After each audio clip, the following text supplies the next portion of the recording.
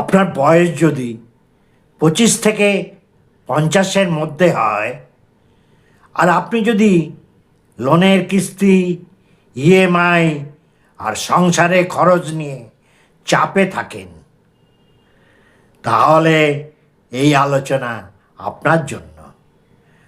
অনেকেই ভাবে সরকারি সাবসিডি, খয়রাতি, ভর্তুকি পেলেই সমস্যার সমাধান। কিন্তু বাস্তব সত্যটা একটু অন্যরকম। সাবসিডি আপনাকে কিছুদিন বাঁচায়, কিন্তু অ্যাসেট বা সম্পদ আপনাকে দীর্ঘমেয়াদে স্বাধীন করে। আজ আমরা পরিষ্কারভাবে বুঝব কেন শুধু সাহায্যের উপর নির্ভর করলে জীবন এগোয় না, আর কিভাবে ছোট ছোট অ্যাসেট বা সম্পদ, অর্থাৎ যা থেকে ক্রমান্বয়ে আয় আসতে থাকে, সেটা তৈরি করলে ভবিষ্যৎ বদলানো যায়, ঋণের অভিশাপ থেকে মুক্ত হওয়া যায়, নীল আকাশে ওড়া যায়, অর্থনৈতিকভাবে স্বাধীন হওয়া যায়। সেটাই আজকে আমরা আলোচনা করব। हाय हाय इतना सुकून। ভারতের কেন্দ্রীয় সরকার এবং প্রায় সব রাজ্য সরকার কোটি কোটি মানুষের জন্য বিভিন্ন ভর্তুকি ও নগদ সহায়তা প্রকল্পের ব্যবস্থা করেছে। তবু কেন একটি অসুখ, একটা দুর্ঘটনা বা একটা বড় খরচে বহু পরিবার ঋণের ফাঁদে পড়ে যায়,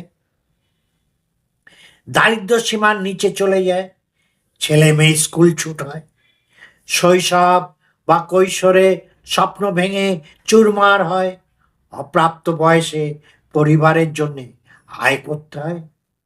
जनता माफ नहीं करेगी। সমস্যা সাহায্য নয়, সমস্যা স্থায়ী সম্পদ সৃষ্টি হওয়া। अरे कहना क्या चाहते हो?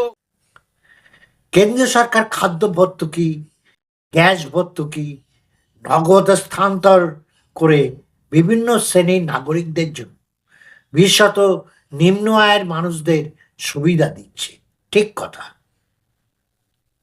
রাজ্য সরকারগুলিও নানা সামাজিক সুরক্ষা প্রকল্প চালায়, যেমন নারী সহায়তা, ছাত্র সহায়তা, কর্মসংস্থান সহায়তা ইত্যাদি।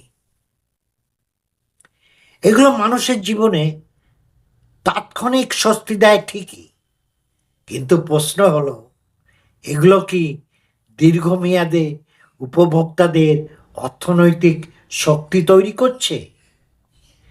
2013 সালের পর থেকে ডিরেক্ট বেনিফিট ট্রান্সফার ব্যবস্থায় কোটি কোটি মানুষ সরাসরি ব্যাংকে টাকা পাচ্ছে। সরকারি তথ্য অনুযায়ী এই ব্যবস্থায় লক্ষ লক্ষ কোটি কোটি টাকা সরাসরি উপভোক্তাদের কাছে যাচ্ছে। অপচয় এবং দুর্নীতি কমেছে, অর্থাৎ ব্যবস্থাপনা দক্ষ হয়েছে। কিন্তু আপনার আর্থিক স্থিতিশীলতা কি তৈরি হয়েছে? ভর্তুকি কি করবে? তাৎক্ষণিক অভাব দূর করে, কিন্তু অর্থনীতির ভাষায় সম্পদ বলতে বোঝায় জমি, ব্যবসা, সঞ্চয়, বিনিয়োগ, উৎপাদনশীল সম্পত্তি, যা থেকে আয় আসবে নিয়মিত। যখন নগদ সহায়তা মূলত ভোগে ব্যয় হয়, তখন সম্পদ তৈরি হয় না, আর সম্পদ না থাকলে ধাক্কা সামলানোর ক্ষমতাও থাকে না। ধরুন, হঠাৎ বড় একটা চিকিৎসার খরচ এলো, বা আয়লার মতো একটা বিশাল প্রাকৃতিক দুর্যোগে আপনার পরিবার তছনছ হয়ে গেল।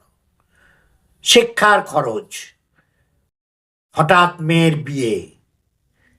যদি সঞ্চয় না থাকে, বিনিয়োগ না থাকে, বীমা না থাকে, তাহলে একটাই পথ থাকে, ঋণ, লোন নিতে হবে।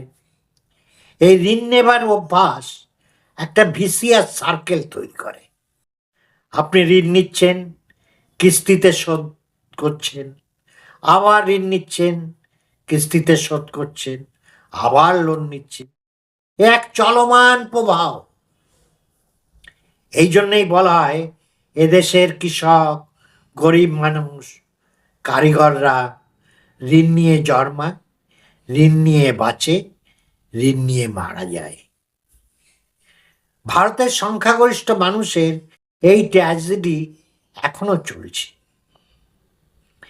এইভাবে একটি বড় অংশের জনগোষ্ঠী থাকে যারা সাহায্য নির্ভর, ঝুঁকির মুখে এবং ঋণ সংবেদনশীল।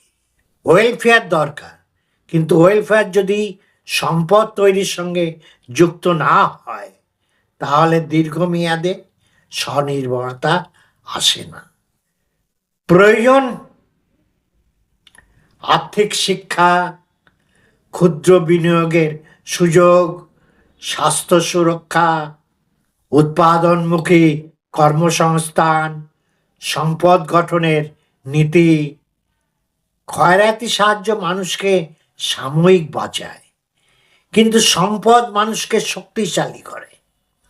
ভারতের অর্থনৈতিক ভবিষ্যৎ একটি প্রশ্নের সামনে দাঁড়িয়ে আছে, তা হলো আমরা কেবল বাঁচতে চাই নাকি স্থায়ী সম্পদ সৃষ্টির মাধ্যমে প্রকৃত স্বাবলম্বী হতে চাই।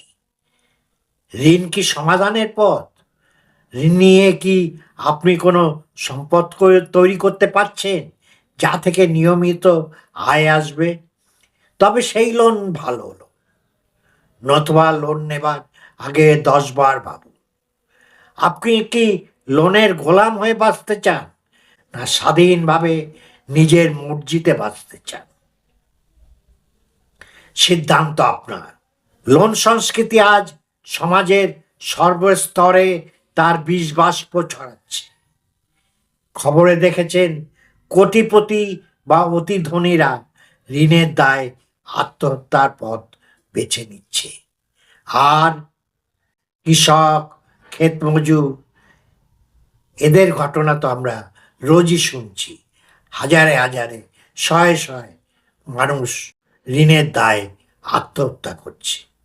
খয়রাতি সাহায্য নিয়ে অর্থনৈতিক স্বাধীনতা অর্জন সম্ভব নয়। লোককে দেখানোর জন্য বাড়ি, গাড়ি, গ্যাজেট কিংবার নেশা ত্যাগ করুন। নিজের সামর্থ্য অনুযায়ী মাথা উঁচু করে চলুন। পাওনাদারের ভয় লুকাবার দিন শেষ। শান্তিতে আজ ঘুমান। লোন কালচার থেকে বেরিয়ে আসুন। আমার এই ভিডিও যদি আপনাদের ভালো লাগে, লাইক করুন, শেয়ার করুন, আপনাদের মতামত কমেন্টে জানাবেন। আর যে সমস্ত বন্ধুরা এখনো আমার চ্যানেলটা সাবস্ক্রাইব করেননি তারা চটপট সাবস্ক্রিপশন বাটনটা ক্লিক করে দিন, যাতে আমার এই জাতীয় ভিডিও আপনারা নিয়মিত পেতে পারেন।